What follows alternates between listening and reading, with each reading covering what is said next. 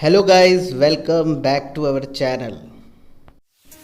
तो दोस्तों, आज है हम आपके सामने वॉइस सीरीज़ की एक नई वीडियो लेकर, जो कि है आपका voice part 17 passive form of present perfect tense negative sentence. तो चलिए दोस्तों, इसे समझने की कोशिश करते हैं।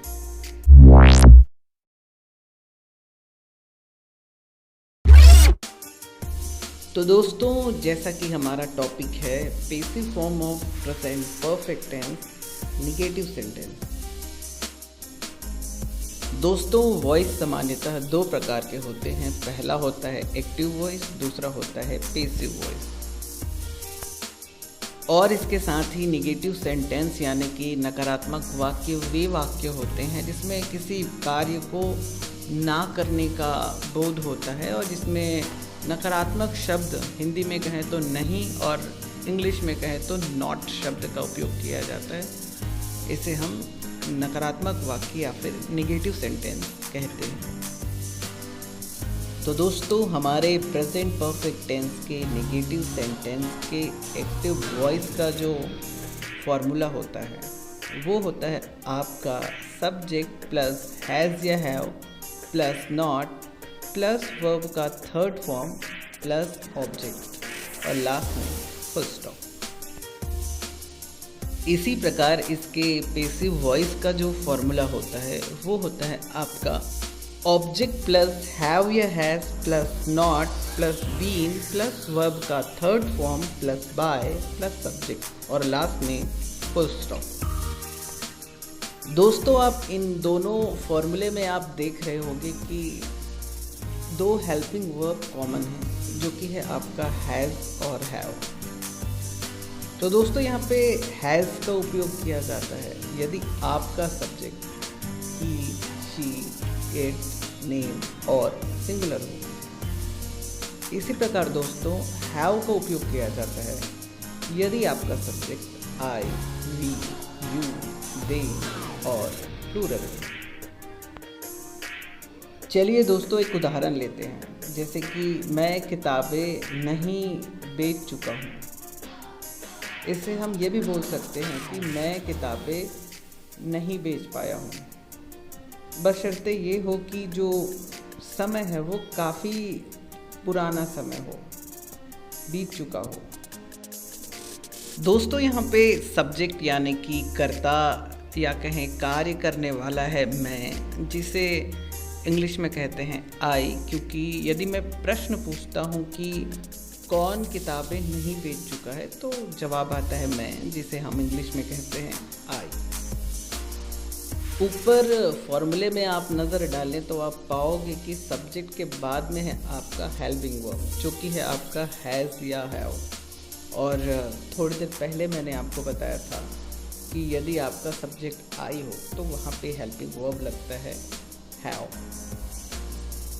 फिर ज़रा फॉर्मूले पे फिर से नज़र डालें तो आप पाओगे नॉट लिखा हुआ है। तो क्या लिखेंगे हम यहाँ पे? फॉर्मूले से सीधे लिखेंगे हम यहाँ पे नॉट। फिर है दोस्तों आपका वर्ब का थर्ड फॉर्म।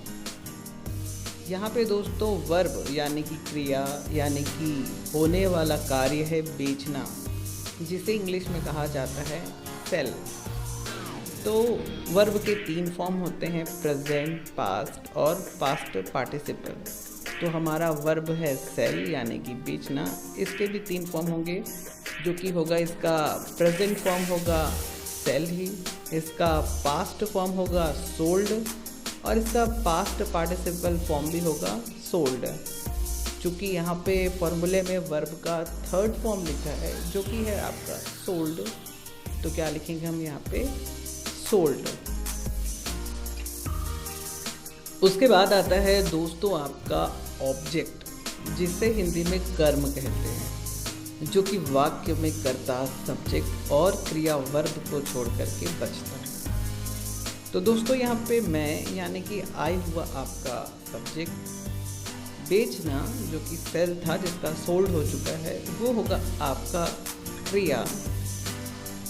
और उसके बाद क्या बचता है दोस्तों? अगर आप ऊपर उदाहरण पे नज़र डालें जो बचता है वो होगा आपका किताबें, जिसे हम कहते हैं बुक्स। यहाँ पे हम इसे द बुक्स लिखेंगे क्योंकि यहाँ पे किसी विशेष किताब के बारे में बात कही जा रही है जिसे बेचा जा चुका है। तो हमारा ऑब्जेक्ट होगा द बुक्स। इसे क्रमबद्ध करके ट्रांसलेट करके लिखेंगे I have not sold the books और लास्ट में फुल स्टॉप। इसी उदाहरण को पेसिव वॉइस में लिखेंगे किताबें मेरे द्वारा नहीं बेची जा चुकी है। दोस्तों, जब आप इसे पेसिव फॉर्म में बदलोगे तो ऊपर फॉर्मूले में देख सकते हो कि पेसिव वॉइस जो शुरू होता है वो होता है ऑब्जेक्ट से, और हमारा ऑब्जेक्ट है जो कि आप यहाँ पे देख सकते हो, जो कि है आपका द बुक। बुक्स यानी कि ये एक प्लूरल शब्द है, बहुवचन है, एक से अधिक की संख्या में किताबें हैं। तो जब प्लूरल हो या बहुवचन हो तो मैंने आपको बताया था थोड़ी देर पहले कि उसके लिए जो हेल्पिंग वर्ब लगेगा वो लगेगा आपका हैव। उसके बाद फॉर्मूले में आप देख रहे होंगे जो कि लिखा है आपका नॉट। उसके बाद आएगा दोस्तों आपका फॉर्मूले से ही बीन, फिर होगा वर्ब का थर्ड फॉर्म। तो जो हमारा वर्ब का जो थर्ड फॉर्म था वो था आपका सोल्ड। उसके बाद है दोस्तों आपका बाय। उसके बाद है दोस्तों आपका सब्जेक्ट।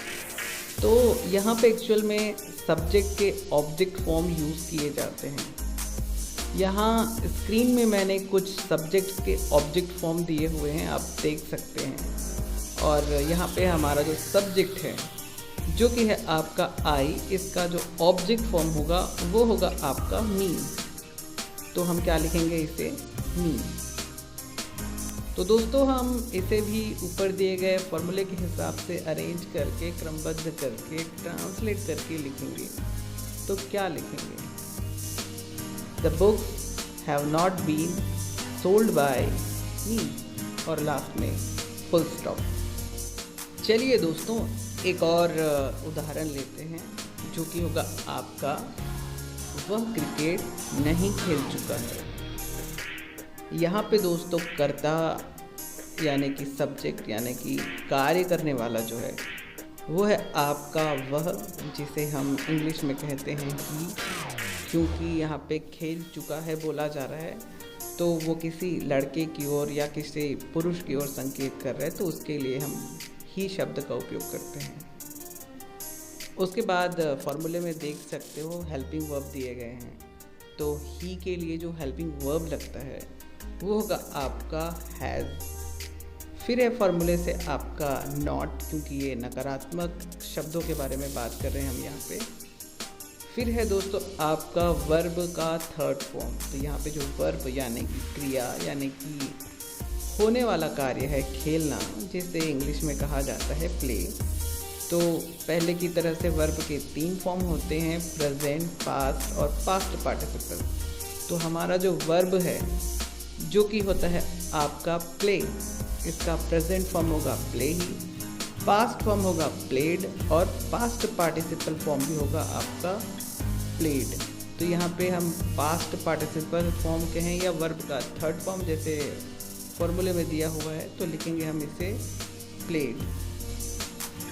फिर है दोस्तों आपका ऑब्जेक्ट जो कि वाक्य में कर्ता, सब्जेक्ट और क्रिया वर्ब को छोड़ करके बचता है। तो दोस्तों यहाँ पे वह यानी कि ही हुआ आपका सब्जेक्ट, खेलना यानी कि प्ले जो कि प्लेड हो चुका है वो हुआ आपका वर्ब यानी कि क्रिया।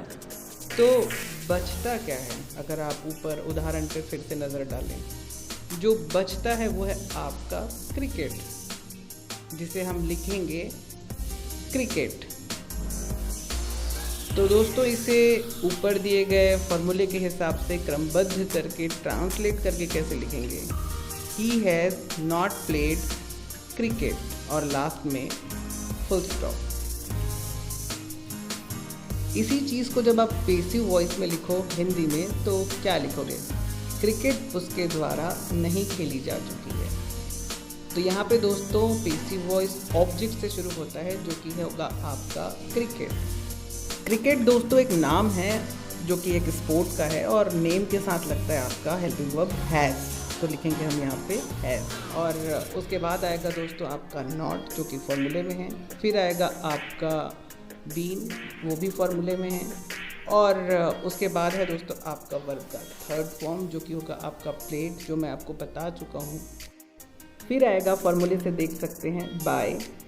फिर आएगा सब्जेक्ट जिसका ऑब्जेक्ट फॉर्म यूज़ करना होता है, जो कि मैं थोड़ी देर पहले बता चुका हूँ कि उसी में था कि ही का ऑब्जेक्ट फॉर्म होगा आपका हिम। तो दोस्तों इससे ऊपर दिए गए फॉर्मूले के हिसाब से क्रमबद्ध करके ट्रांसलेट करके लिखेंगे हम cricket has not been played by him और लास्ट में फुल स्टॉप। अब दोस्तों दो उदाहरण आपके लिए जो कि होंगे आपका तुम किताबें नहीं पढ़ चुके हो और दूसरा होगा आपका वह सब्जियां नहीं खरीद चुकी है। दोस्तों आप इन दोनों सवालों के जवाब मुझे नीचे कमेंट के ज़रिए ज़रूर दीजिएगा, मुझे इंतज़ार रहेगा। और नीचे डिस्क्रिप्शन में हमारे सभी इंस्टाग्राम, फेसबुक और जितने भी पेजेस हैं उनके लिंक दिए हुए हैं, ज़रूर वहाँ पे जाकर हमें फॉलो करें और अपना प्यार दें। मिलते हैं दोस्तों ऐसी एक नई एजुकेशनल और लर्निंग वीडियो के साथ। तब तक के लिए दोस्तों नमस्कार।